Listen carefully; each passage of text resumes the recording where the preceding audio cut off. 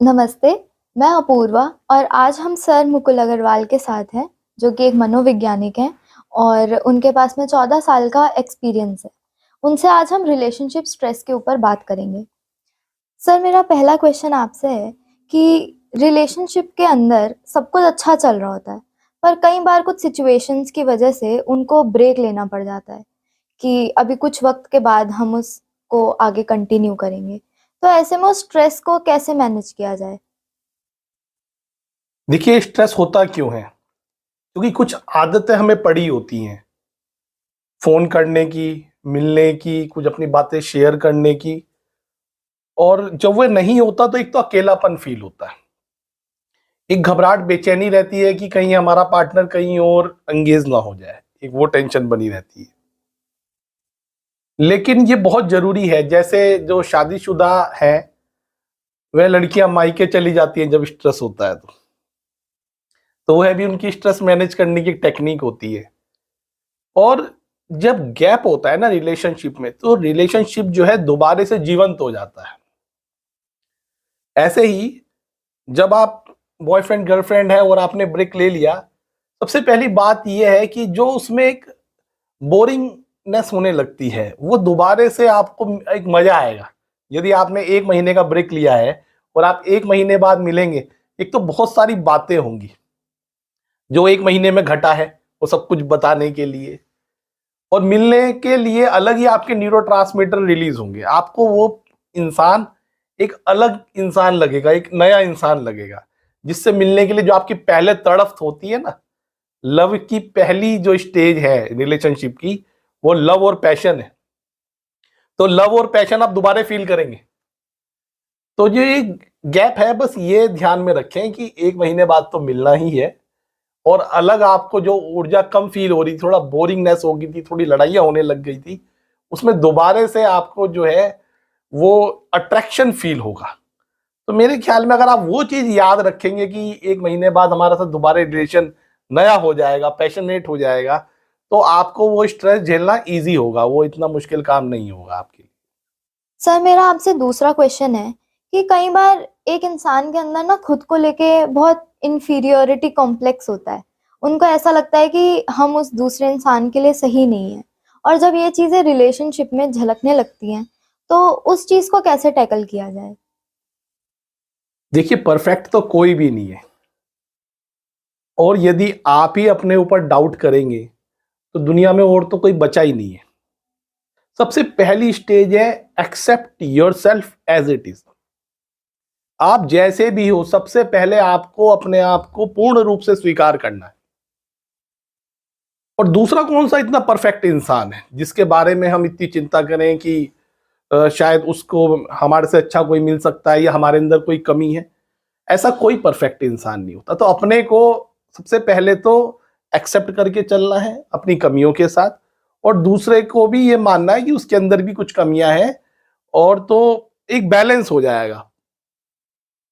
तो अपने को आपको सेल्फ डाउट करने की कोई जरूरत नहीं है, एक्सेप्ट करने की जरूरत है।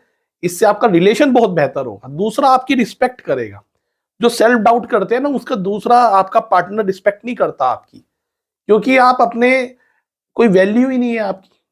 अपनी नजर में कोई वैल्यू नहीं है तो किसी और की नजर में क्या वैल्यू होगी?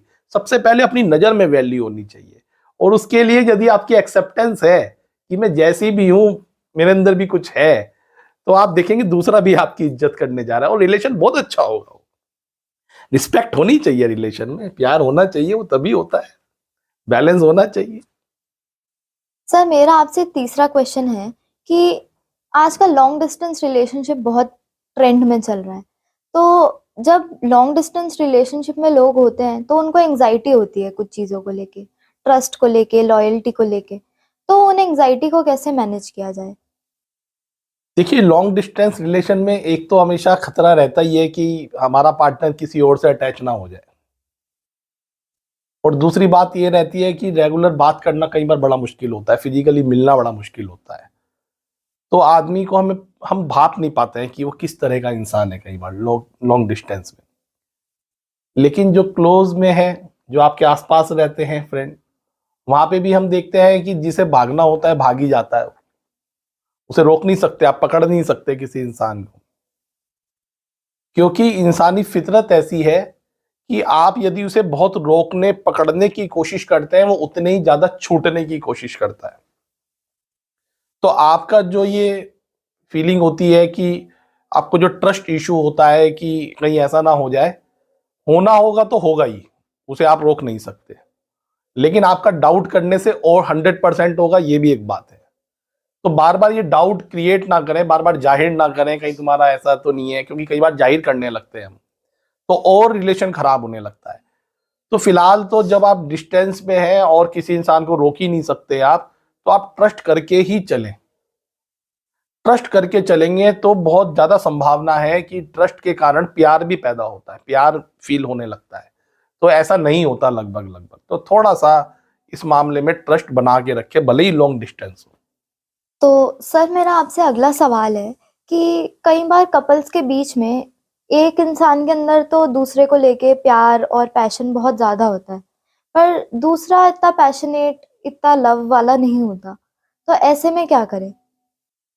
देखिए, मैनेज करना बहुत ही मुश्किल होगा, क्योंकि जो पहली स्टेज है रिलेशन की वह लव और पैशन है, और जो दूसरी स्टेज है उसमें लव तो है लेकिन पैशन नहीं है, और जो थर्ड स्टेज है उसमें ना लव है ना पैशन है, जिसकी आपने बात की। तो बहुत ही मुश्किल काम है। पहले वाली स्टेज वाले की एक्सपेक्टेशन अलग लेवल पे होगी, क्योंकि लव और पैशन में है, और थर्ड वाला के अंदर कोई एक्सपेक्टेशन नहीं बची, कोई चार्म नहीं है, किसी बात का फोकस नहीं है, कोई अटेंशन नहीं है, कोई अप्रिसिएशन नहीं है, तो हर चीज इग्नोर करेगा वो। जब थर्ड वाला हर चीज इग्नोर करेगा और पहले वाली स्टेज वाला बहुत ज्यादा एक्सपेक्ट करेगा, तो हर्ट होना शुरू हो जाएगा, आपस में फाइट होनी शुरू हो जाएगी। और जब ये थर्ड स्टेज और फर्स्ट स्टेज चलती है, तो होता क्या है कि फोर्थ स्टेज में आ जाते हैं हम। फोर्थ स्टेज में क्या है, थिंक अबाउट सेपरेशन, कि सेपरेशन के बारे में सोचने लगता है जो थर्ड स्टेज पे है, कि मतलब I am not interested in this relationship. तो फोर्थ स्टेज में चले जाते हैं। इसको मैनेज करना आसान नहीं है, बड़ा मुश्किल काम है, क्योंकि अगर मैनेज करने के लिए जो थर्ड स्टेज में है उसे कम से कम सेकेंड स्टेज में डालना पड़ेगा, कि ठीक है उसे पैशन नहीं रह गया है लेकिन कम से कम लव तो रहे। और यदि वह भी नहीं कर पा रहे हैं, तो ये रिलेशन केवल जो है कॉम्प्रोमाइज है, और जितने समय भी ये रिलेशन चलेगा केवल फाइट, लड़ाई झगड़े, हर्ट, डिप्रेशन, एंजाइटी, इसके सिवाय कुछ नहीं है। सर मेरा आपसे नेक्स्ट क्वेश्चन है कि कई बार रिलेशनशिप्स के अंदर ऐसा कहा जाता है कि एक इंसान अगर खुद से प्यार करता है तो वो दूसरे को प्यार नहीं कर सकता। तो क्या ये बात सही है या नहीं? कुछ मायने में सही है, कुछ मायने में नहीं है।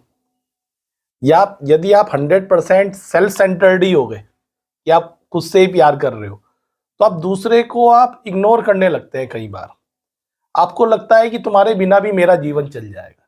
जब आप ये मैसेज पास करते हो तो दूसरा हर्ट होता है। जब आप रिलेशन में हो तो आपको दूसरे का भी ध्यान रखना है। तो इतना परसेंट होना चाहिए कि आप अपने आप से भी प्यार करें, लेकिन आपको दूसरे का भी ध्यान रखना है। अगर आप सेल्फ सेंटर्ड हो जाएंगे तो रिलेशन बहुत खतरे में है, वो नहीं चल पाएगा। तो मेरे ख्याल में उसको बहुत ज्यादा 100% सेल्फ सेंटर्ड नहीं होना चाहिए। 10% हो जाए, 90% दूसरे का भी ध्यान रखें, तो आप स्वयं को भी आगे ले जा सकते हैं और अपने साथ वाले